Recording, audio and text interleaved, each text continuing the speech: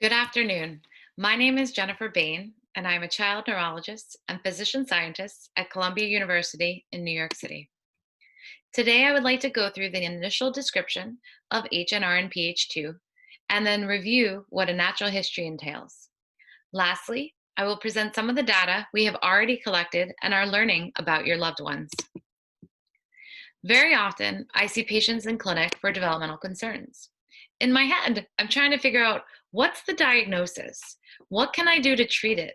And how do I counsel families on what to expect for the future?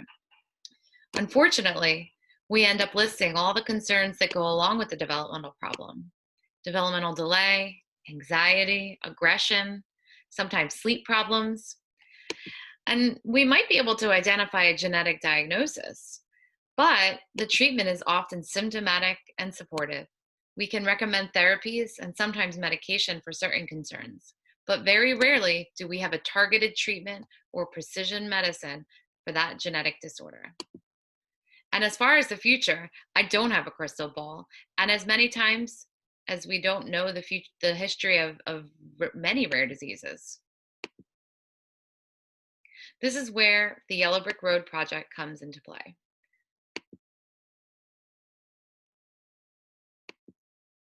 In 2016, we initially described 6 girls with missense variants in the 2 locations of HNRNPH2 gene. All 6 individuals had developmental delay or intellectual disability, and many had common other diagnoses such as autism, abnormal muscle tone, and seizures. They did seem to have some strikingly similar facial features as well. This gene, called HNRNPH2, was found on the X chromosome, and we hypothesized at the time that boys could not survive because it was such a severe genetic variation, and we didn't find any yet. So, we met with a group of eager parents at Columbia one Sunday afternoon, and they came up with a great plan to find more families affected by this gene. It's an honor to present my team's work at this third family meeting. Since our initial publication, more cases have been reported. First, 2 groups found boys with the genetic finding, and another team found a pair of siblings with the same genetic variant. And more recently, an overlapping presentation has been reported in individuals with a similar gene called HNRNPH1. So, what is a rare disease? In the United States, a rare disease is defined as the condition that affects fewer than 200,000 people in the US. This definition was created by Congress in the Orphan Drug Act of 1983. Rare diseases became known as orphan diseases because drug companies were not interested in adopting them to develop treatments. Rare diseases are poorly or incompletely understood. The fewer the people, the less we tend to know how to treat them. Most treatments, for drugs and other interventions, require well designed studies with large numbers of participants and often are replicated multiple times. A registry is an organized system for collecting, storing, analyzing, and disseminating information on people who have a similar disorder or disease. This registry can be used to collect disease information, recruit patients for clinical trials, monitor patient care and outcomes, advance research hypotheses, observe patient behavior patterns, and even establish disease specific standards of care. The registry often plays a vital role in the design of natural history studies. So, what is a natural history study? A natural history study follows a group of people over time who have a specific medical condition or disease. It collects health information in order to understand how the medical condition or disease develops naturally. It's crucial for rare disease to have a natural history study to better understand its course. A natural history study can provide better insights into the disease characteristics, the patient population, and identify subgroups within that disease. Natural history studies are important in considering drug development to facilitate efficient clinical development. They need to identify the most sensitive and relevant endpoints, we call them outcome measures, or the optimal duration of follow up. A natural history study can even serve as a historical comparator in intervention studies, meaning we don't have a control group that's not receiving the intervention. So we just compare it to the natural history study. It's a natural history study that's crucial to understanding about the future, but more importantly, thinking ahead to the next step of the intervention.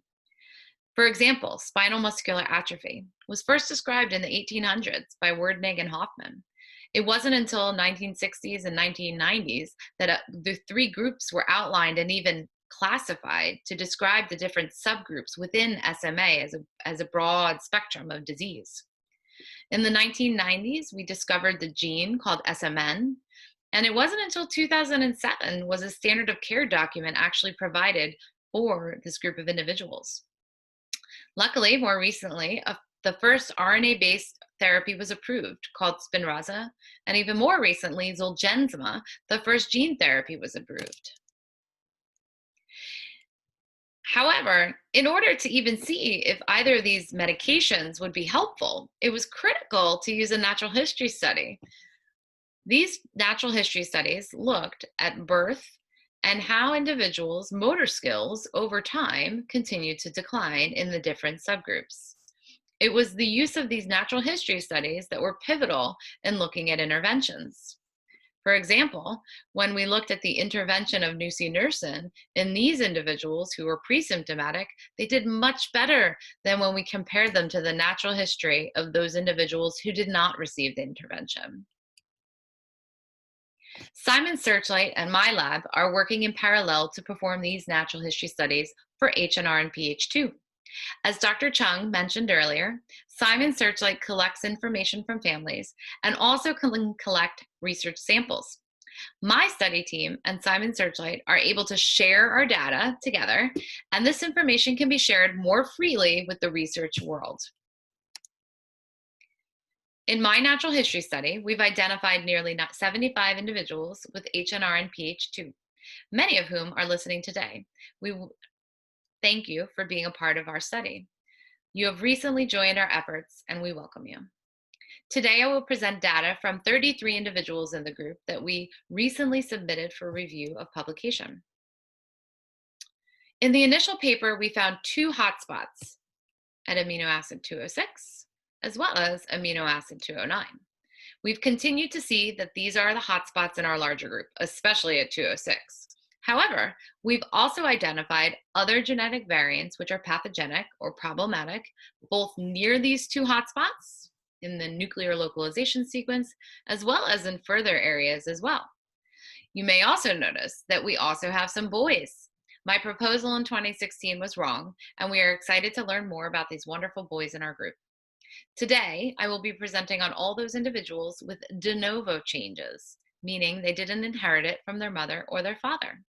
Importantly, we do have one individual, a boy, who does have a maternally inherited frame shift at amino acid 370. Our collaborators at St. Jude's will be presenting their research about what these different locations may mean with regards to the science behind the disorder. What I've been focusing on is learning about what these variants have done in people. As you can see, the facial features we had initially noted continue to be seen in all these wonderful faces of HNRNP-H2. Some facial features are even seen in the boys within the group.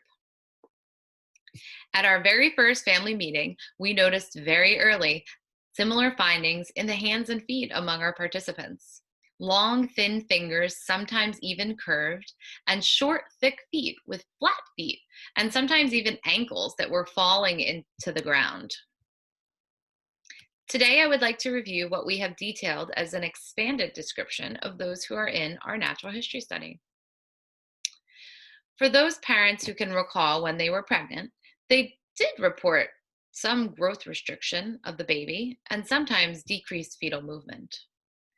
And early concerns were noted upon pretty much everybody in the group. All parents remembered having difficulties with feeding and low muscle tone or hypotonia. Most parents had concerns before their baby even turned a year old. All individuals in our study have had a history of developmental delay or intellectual disability. Some had regressed in up to 20%. However, all those individuals did regain their skills. Most individuals are nonverbal or minimally verbal. Those who did acquire speech did so between 1 and 5 years of age. Others still have speech articulation difficulties or speech or oral motor apraxia. Motor skills are often a big concern in this group as well. Most have reported motor concerns, including weakness, and some have even been diagnosed with cerebral palsy. Almost all of them had low muscle tone either now or when they were younger, and some, mostly older individuals, do have increased muscle tone or muscle rigidity and spasticity. Others report difficulties with coordination, balance, gait, whole body apraxia, which is a problem with motor planning, tics, dizziness, tremor, dystonia, and akathisia. Luckily, most individuals in our group have received physical and occupational therapies. Discussing some other neurological complications in the group, almost half of the individuals in our study have reported having a clinical seizure. 3 additional had abnormal EEGs without a clinical seizure. These seizures could be febrile, staring, tonic-clonic spasms, myoclonic, or clonic. And the average age of the first seizure was around 8 years of age. However, we recently do have an older individual who was 34 years old with their first seizure. Of those who did report seizures, 9 participants had taken seizure medications, but many of them actually ended up stopping. Either the seizures stopped, the medication was ineffective, or there were side effects. 2 medications did seem to keep coming up between the discussions. This would be Keppra or levetiracetam and valproic acid, also known as Depakote. Other concerns that parents have had. Sleep is a major issue in many individuals. Many individuals have autism spectrum disorder or similar autistic qualities. Older individuals may have had a diagnosis such as PDD-NOS or social communication disorder. Anxiety is very high in this group, as well as attention problems, whether or not they have a formal diagnosis of ADHD. Self-injurious behaviors, unfortunately, are common. It mostly seems to be present in older individuals. And feeding and gastrointestinal problems have been present in nearly all individuals. Up to half have had failure to thrive or growth problems, and we have several individuals who even have feeding tubes to help with nutrition. Orthopedic and musculoskeletal disorders include hip dysplasia, scoliosis, joint problems of the feet and ankles. And vision problems have continued to be a very common issue, including strabismus and cortical vision impairment. Sensory issues is certainly one of the things that many parents brought up very soon. And unfortunately, we do know of one individual who had a genetic diagnosis after they passed away at the age of almost 23. One of the earliest concerns we heard from families was regarding sensory issues. Danielle Rome Martin joined our team last year and has met many families affected by HNRNP-H2. I am presenting her data regarding the sensory concerns. This is what we call a radar plot of sensory processing domain scores from the child and toddler sensory profile collected at last year's family meeting, and it's based on 7 individuals. Each individual is represented by one of the colored lines. They were given a score for one of 6 domains, different sensory domains. A 3, which is in the middle, is considered about the same as other neurotypical peers. A lower score, pointing inside or towards the middle, means that they have much less issues compared to typical children. And a higher score, which is represented on outside with a score of 4 or 5, says that they do have issues in these domains and they require more. When the points come together, this supports that that domain did seem to be a problem with multiple individuals. This subset of scores demonstrates a few key common points for children affected with HNRNP-H2. When introduced to the 6 sensory processing themes, there are some common themes. In general, most children don't require less stimuli to interact with these areas than their peers do. This suggests that they typically don't retreat and don't get bothered when situations present with overwhelming stimuli. However, most children require more stimuli, more than their peers, in areas especially touch and processing, movement processing when interacting with activities. This could suggest that an increase in the intensity of sensory input could actually enhance their ability to maintain their attention to activities of daily living. Most children did demonstrate typical performance in auditory processing, indicating an effective use of auditory input when establishing an understanding of what is happening in their environments. They understand and they can hear what you're saying.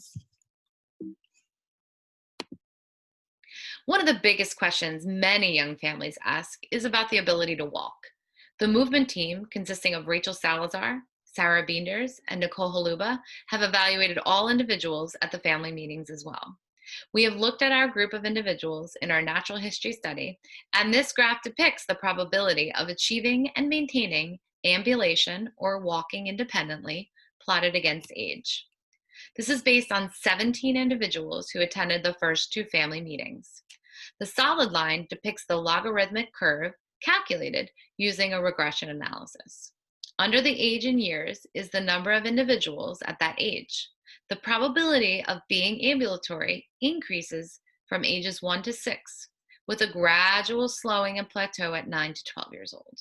So, based on this, most individuals that we did see did gain the ability to walk. However, some didn't do that until they were much older than you would typically expect. Our movement team started with a basic movement questionnaire to assess the movement needs in the group. Many reported using orthotics and having orthopedic procedures, and most did receive therapies. Most at that time could walk independently, and those who couldn't were younger. We then used a questionnaire called the PDCAT. The PDCAT provided information from parents about their child's performance. We compared this to the gross motor function measure, or the GMFM, and they matched up quite nicely. Based on that, we learned and we decided we didn't need to do 88 measures. We really wanted to do fewer than that. We didn't want to put you and your families through this much of an examination if it wasn't needed. The switch to the virtual platform this year thrust us into transitioning to a modified outcome measure plan much quicker than we had anticipated. Those who enrolled in the natural history study for this year have been videotaping 23 small motor tasks, such as these listed above. We are also asking parents whether these motor outcomes are important and would they be meaningful to you if your child was able to attain it. It's critical to assure that we're measuring what's important to you in our natural history study. During the first meetings, we also asked individuals to wear insole-based shoes and walk along a specialized walkway. The goal was to evaluate how young children with HNRNP H2 walked compared to those age-matched typical developing children. We did get reports from many families that their walking, even though they were able to do it, did seem a little bit off. Dr. Sylvie Goldman and Damiano Zanato successfully demonstrated the ability to use this new technology in children, and also showed that children with HNRNP H2 even walk differently than typical developing peers. They described in this recent paper that the stride length, meaning how far they took steps, and the stride velocity, how quickly they took those steps, were both significantly different than their peers. This year, we were obviously unable to repeat this evaluation, and we welcomed a new collaborator to our team, Dr. Adele Ardalan, who's collecting home videos of walking. Here is one of our volunteers showing how the mathematical programming is collecting information about her walking style.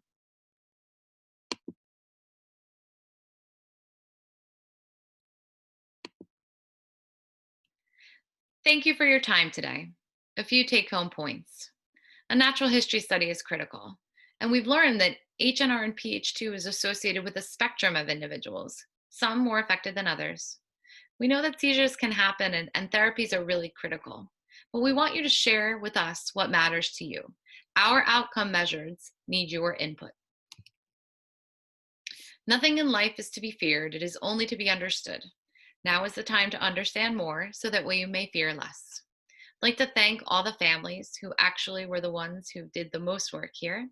I've had a wonderful collaborative team at Columbia University, including my mentor, Dr. Wendy Chung, and my research worker who has basically run the entire study, Olivia Thornburg, doctors Sylvie Goldman Adele Ardalan, Josh Hyman, our occupational team, Danielle and Rachel, other students, Natasha, Ellie, and Cheryl, our virtual motor outcomes group, Rachel, Nicole, and Sarah, Damiano Zanato, Ariel Snow, and our collaborators in St. Jude's.